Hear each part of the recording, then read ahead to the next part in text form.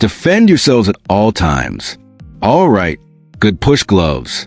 Keep it close. And now it's just Callum Smith and John Ryder left in the ring. This is the culmination of weeks of build-up, the moment Ryder has been preparing for tirelessly. Ryder needs to take advantage of Smith's style. He doesn't have to wait to be countered because Smith, known for his sharpness, can be baited. Ryder can draw Smith in, make him punch first, and then land his own counters. Smith tries to find rhythm with his jab. It's barely believable they belong to the same weight class, given their contrasting statures. Smith uses his lead hand not only for the jab, but also for a right uppercut, and has a habit of closing his shoulder to land sharp right hands. Cass notes that Smith can fire back immediately, even while relaxed. Smith searches for range with that right hand, while Ryder toes the line, trying to stay just inside the danger zone. Ryder uses feints, looking to open Smith up. He has a decent spell when Smith is backed onto the ropes, showing signs of growing confidence. That was a good phase for Ryder.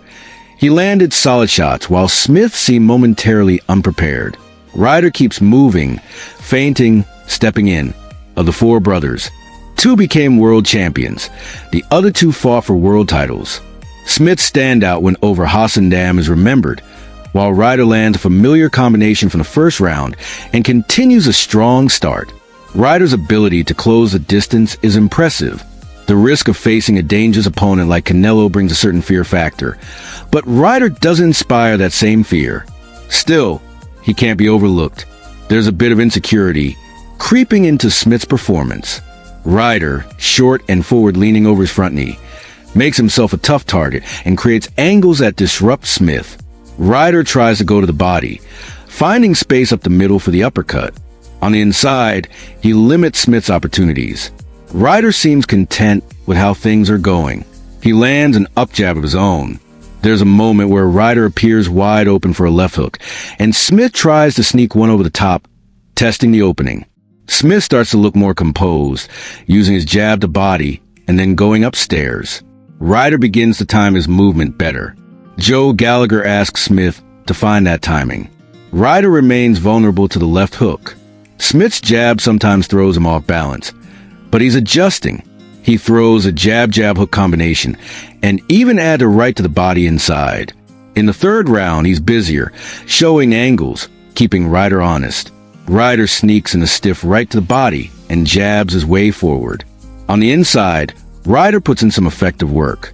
Though Smith is tall, he doesn't mind trading on the inside. He can be dangerous even when he's backed onto the ropes. Sometimes, as you pressure him, he counters effectively. Listening to the corners gives great insight. You don't get that in many other sports. Let's check the scorecard through 3. Smith likely took the first, but the second was close. Tim's advice to Smith was clear. When you're in close, look for short shots up the middle. Ryder, meanwhile, leads with his left, goes to the body, and seeks that leg jump to get inside. Smith finds it hard to create space in those scenarios. The fourth round suits both men. They seem to enjoy this kind of gritty exchange. Ryder steps right, trying to find an angle, while Smith uses his height to land a nice right. Ryder's rhythm, steady and unpredictable, makes him difficult to time. Smith picks up a small nick, and both fighters start to show some wear. These are the kind of fights where it's hard to look great, especially if you're coming off a dominant performance and suddenly face someone as awkward and relentless as Ryder. Ryder is compact and focused. He's stuck to the game plan. Through the rounds, it's often tough to separate them. The crowd might prefer Smith, but Ryder's doing quality work. Both men trade, left hand, right hand, and both find moments. Smith begins to slow down Ryder's pressure, doubling up on the hook, mixing his attack to the body and head. Still, Ryder lands shots around the guard. Smith should consider jabbing more, feinting with that right hand, keeping Ryder guessing. Joe Gallagher liked the double jab. Even if it didn't land, it was a good setup. Smith finds some success when he's able to jab and keep Ryder at distance. However, when he leans forward behind a high guard, he sometimes leaves his head exposed. The rounds are tight, with just 1 or 2 punches separating them. Smith lands a clean shot that follows Ryder's dip forward. Ryder's compact style continues to give Smith problems. Ryder gets up close, working short shots and taking advantage when Smith is against the ropes. Smith has to work to keep Ryder from staying inside. His jab finds a home again, and he sneaks in a few uppercuts. But Ryder keeps on pressing. As they clinch, Smith sometimes fails to adjust. His hooks sail over Ryder's head. Ryder keeps that squat stance and is always ready to spring back. Smith starts finding rhythm with the jab, setting up the right hand behind it. He begins to take control of the range he prefers. Ryder, though, is relentless, getting back inside, throwing combinations and landing to body. Even as Smith tries to step away, Ryder keeps up the pressure. He's in his face, delivering 2, 3-punch flurries on the inside. Smith's compact guard works occasionally, but Ryder sneaks through.